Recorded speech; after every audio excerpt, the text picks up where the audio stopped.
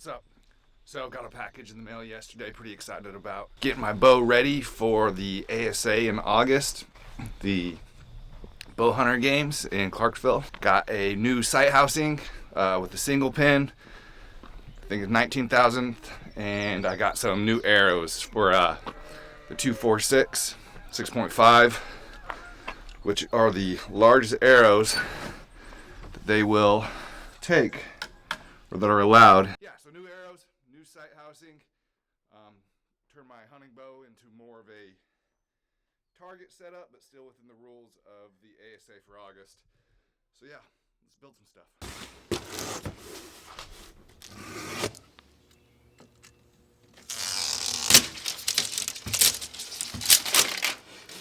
Hey, what's happening? I'm your DJ X, got a lot of great music on the way. Alright, so I have played with many different arrow lengths over the years, and I just settle on 28 carbon. So most arrows are 32 right off the box. Looks like these are actually a little longer than 32.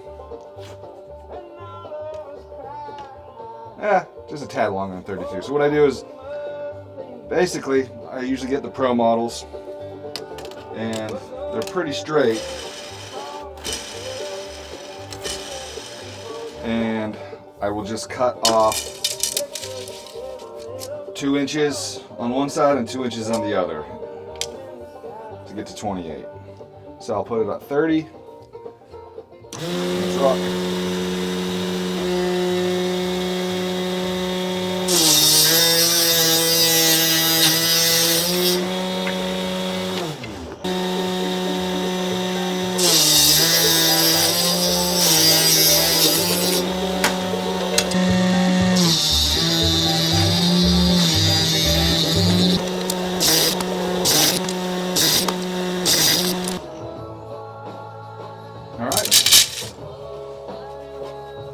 So, now we square them up.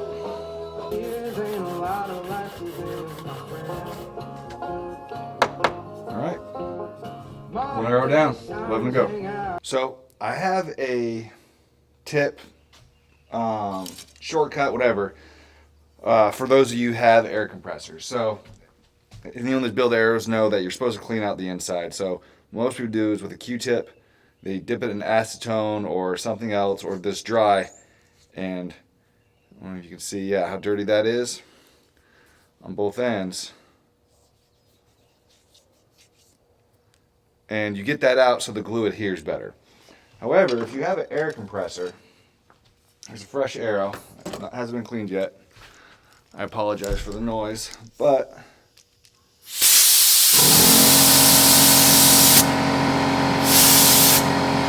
yeah, clean Q-tip, one I just blew out. Clean Q-tip. Other side, to show you that it works on both ends. Clean Q-tip. So you don't have to go through and use a bunch of Q-tips for arrow cleaning after you cut them if you have an air compressor. So, there you go. Alright, so before I start gluing in, I want to do a dry fit. So essentially, the 3 components, the field point, the insert, and the knock. Now, like I said, I am using same brand but different aftermarket inserts, completely different knock, and a different brand field point. These are just the field points that I like. But I like to do a dry fit, so essentially go through and make sure that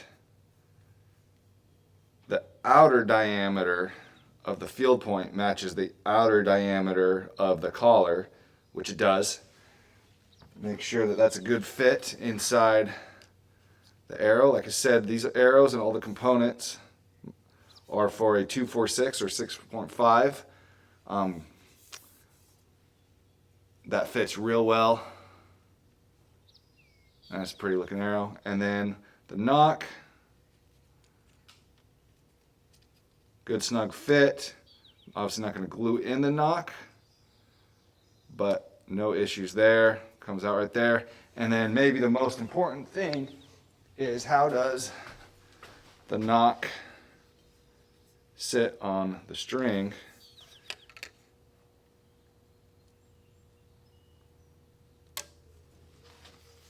And what I like to do is, I'm just going to point it down.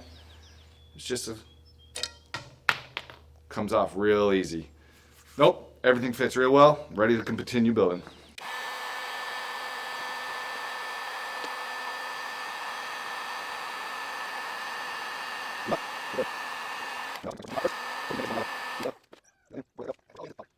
So a regular consequence with me when I try to make videos is I make really dumb mistakes.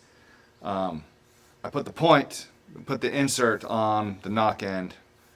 Really, it's not going to be different. They're uniform throughout, but you want your arrows to look nice and look the same. So, good thing about hot melt is I didn't epoxy this in. I just reheat it on low, and so I don't damage the carbon. I'm able to pull it out, put it in there, and then I'll probably have to do a little bit of work to clean the gunk out of the knock end to make sure that the knock's in there smooth. But you make videos, you get rushed, you pay more attention to the video settings and your angles than you do actually doing the work, and you make mistakes. But hot melt makes it so you can fix those mistakes. You know, I've really gone back and forth over the years of whether to even use wraps. Certainly don't need wraps at all. They look cool. They allow you to change out fletching, vein, because they're a lot easier to remove than a glued on vein directly to the carbon. And if you need to change out a vein, or if you have a damaged vein and you need to replace them, it's very easy to damage the carbon. However, if you're happy with your vein setup, it's not necessary at all. So you can see a hunting arrow from a couple years ago, or last year, no wrap. The vein absolutely sticks to the carbon great. So if you're happy with your vein setup, you're not going to just experiment and pull stuff off. And these particular brand of veins are very tough. They glue on very well, and they're very tough. They do not rip. They do not and they bounce back. Not really necessary. The veins that I'm using this year on these are much softer. And I want to experiment with 3 versus 4 fletch. So a wrap is a good idea if you already know there's a good chance that you're going to want to play around and change things up and remove and add on new fletchings. So, a little food for thought. They're nice, but far from necessary. Alright, so the next step that I do in my arrow builds is spine alignment. I need, and I should have honestly done this before I cut them, but no harm, no foul really. I'm going to put in a unglued insert with a field point. Damn thing.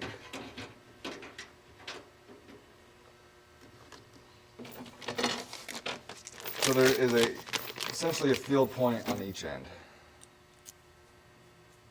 I don't need this one to be glued in at all. Doesn't need the other one. Alright, for spine alignment, so I have a field point in the area that it's supposed to be in, the point, and then the full insert and a field point on this end that's not glued in. So in my vise I have little markings that are as equal as I can get them on the arms. And what we do is we compress the arrow, and I don't know if you can tell, it's bending at a slight downward right. So uncompress, spin it a little bit. That's bending down pretty good. And what I'm looking for is a spot that absolutely jumps immediately down. That's pretty good. Let's see if I can get, no.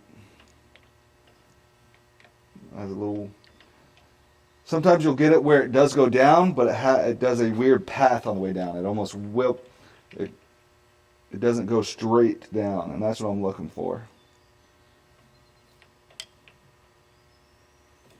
Make sure you uncompress it each time so you're not having an artifact. I think that's pretty good. And then with the silver Sharpie, I mark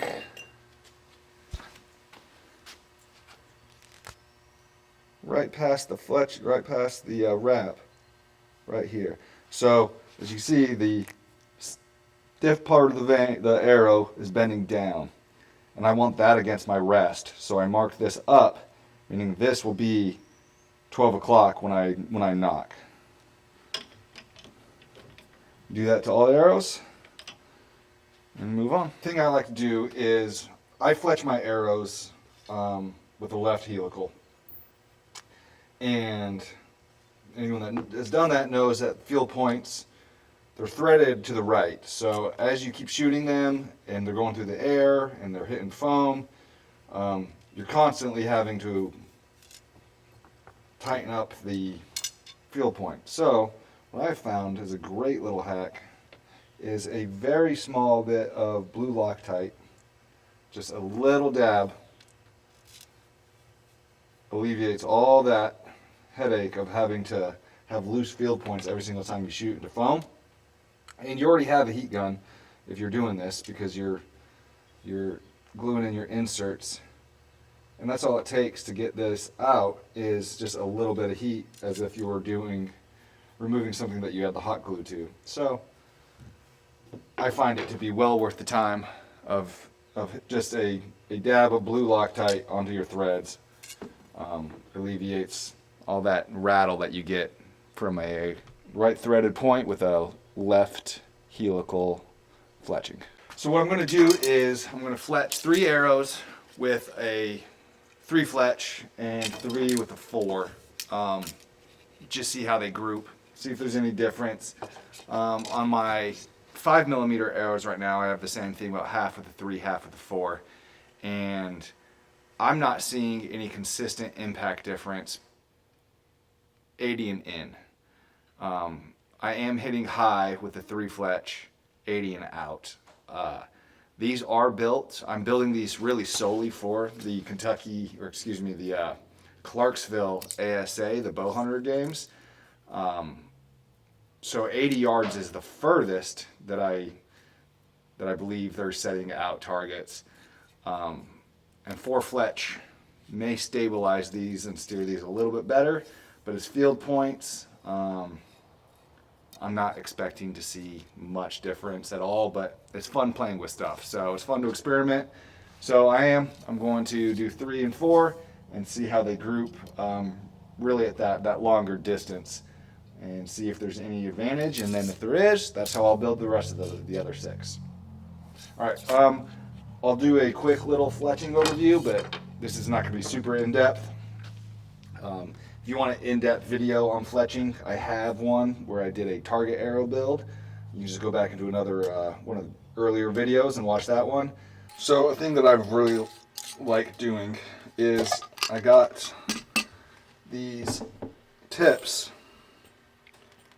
that I keep in acetones so they don't glue up, but it's just a metal tip for the glue that I keep in acetone that I just kind of put on here and just let the threads bite, and it gives me a much finer application tip. Alright, so the jig right now is set up for a 3 fletch. So from here, I want this silver marking to be at the exact top. So make sure I'm in a good click, and then I will hold this spot and turn the arrow until my marking is exactly at the 12 o'clock. You just pick the spot that you like. Like I said, if you want a more in-depth video on this, go back to my target arrow build.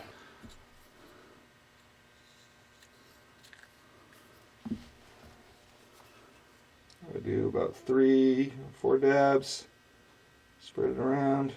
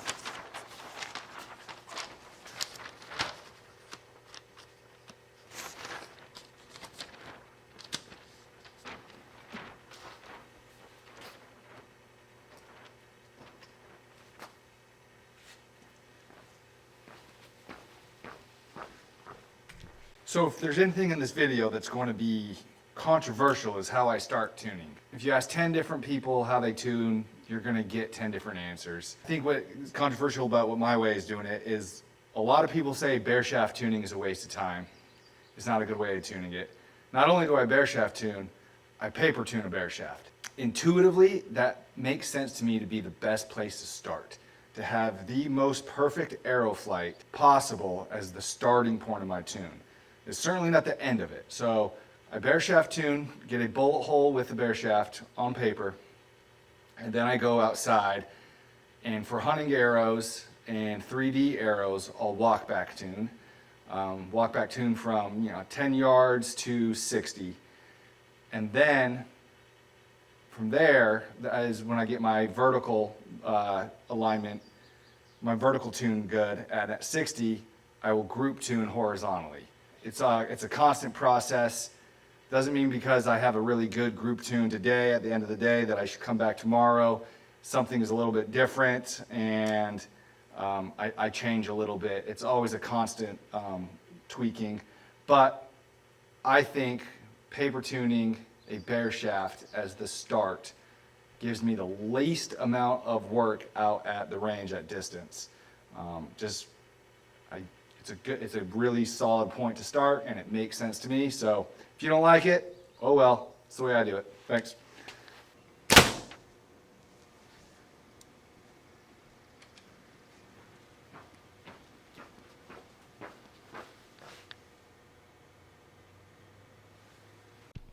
All right, so it took me a little bit, but I got the bullet hole. Let's see here. Focus in on these. As you can see, it kind of bounced back and forth between the left tear and the right tear. I was able to get the vertical pretty quickly, and then I had about 2 good bullet holes in a row. Perfect is not the goal. Like I said, this is very much a starting point for me. The real tuning will happen outside with vanes at distance. But that is, my opinion, the quickest way to get really close, really fast. All right, let's go outside. All right, so essentially what we're going to start off with is getting a windage at 40. And then we'll do a walk back tune at 20 to 60. If I start at 20, I'm not really confident on how accurate that windage is. It's just too close for any variable, any shake or bad shot, but can't really see it as well as you can at 40. So roughly just try to get the elevation where I'm hitting. All right. Way right. Okay.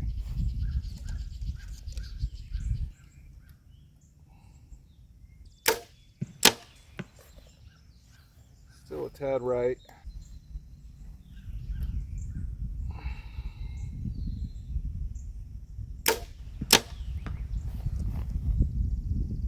Go the wrong direction? Yes, I did.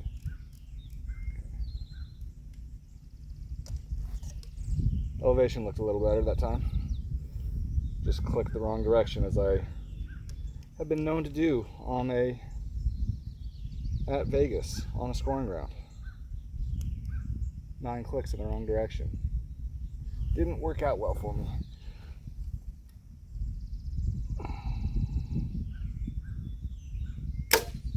There we go. Okay, so that gets me good enough. I'm going to go up in 20 and then start walking back, ideally getting to 80 if the wind's not bad, 60 if the wind, I feel like if the wind is playing a factor. Right now it's calm, but it's been hit and miss all day. The reason why I do it at 40, or I start really rough at 40, is because that way I can aim right at the middle of the target at 20 and 60 and should still be hitting foam.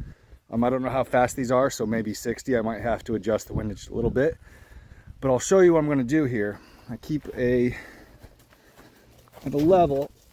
I have a level right here, and I keep painter's tape out here underneath the cover. What I'm going to do is take this level and this tape and then make a perfectly level line down the middle of this target. And that way at 20, 30, 40, 50, 60, I'm just going to keep my pin here. And what I should see is the arrows move up and down the tape. What I'm interested in as I go back, am I getting, as long as I'm having good clean shots, am I getting lefts or rights? And are they consistent? So like you can imagine an angle going this way, I need to retune the bow. And follow the movement of the tail.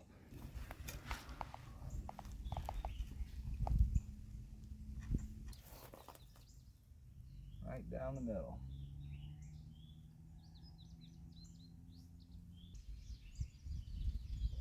That way when I do vertical group tuning, it's already made for me. All right. Let's shoot 20. The pin, like I said, it was on 40 roughly, so we're expecting definitely to hit high, but if it is tuned, it should still be on the tape.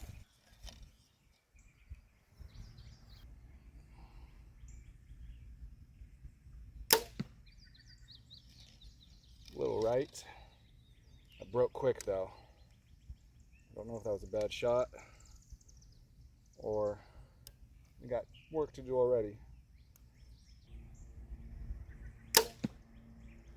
There we go. Okay. 30-ish.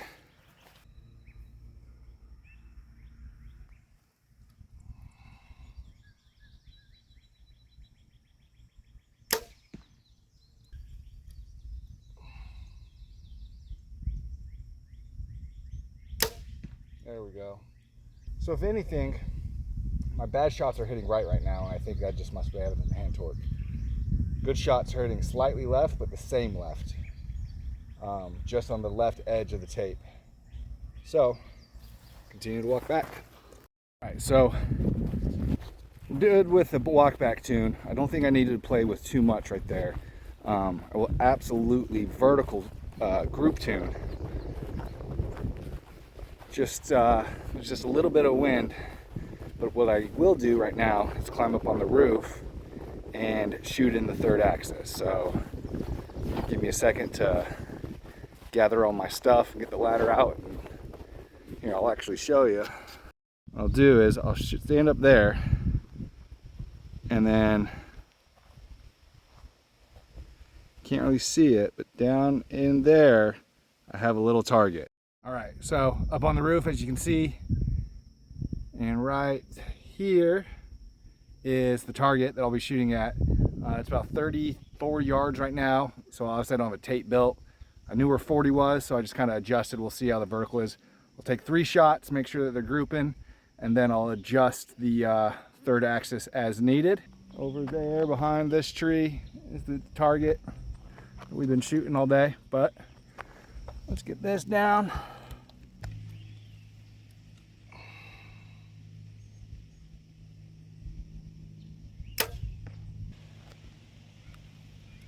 Really focusing on the bubble.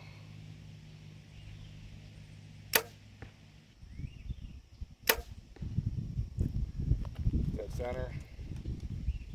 Maybe, like I said, the third axis was already good from the previous site, so we might have a little work to do.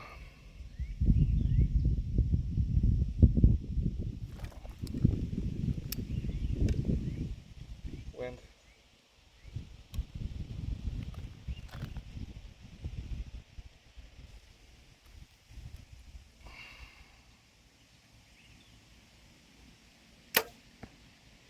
Yeah, third axis is good. So I guess no lesson to learn here. I was hoping it was all off so I could make a quick little blurb on how to adjust it, but there are a lot of videos on it. So don't be afraid of shooting in the wind, but it's not a good time to tune and build tapes. So that's gonna be pretty much it for this video. Appreciate you guys hanging in. Those stayed the whole time. Yeah, real simple, not a complex video. Just really changing my setup. Went to a single pin sight with more of a target style scope. Kept the same slider sight on it. Changed from a lightweight 5mm arrow, a little fatter shaft that they allow, the 246 or 6.5, depending on which country you're from. But nothing real special, just, you know, tiny little upgrades that absolutely will, I expect to show real impact on my score come August. Hopefully it was a somewhat informative video, and if anyone's on the border of, you know, going from a 5mm to a fatter 6.5 for Clarksville, anyone that shoots ASA knows that there are plenty of times where you lose a point by mere millimeters on some of those line calls. So the fattest shaft that you can get, I recommend, because these are still aerodynamic enough to cut through wind, but hopefully they grab a couple more points than what the 5mm naturally would. All right, well, thanks. Catch you next time.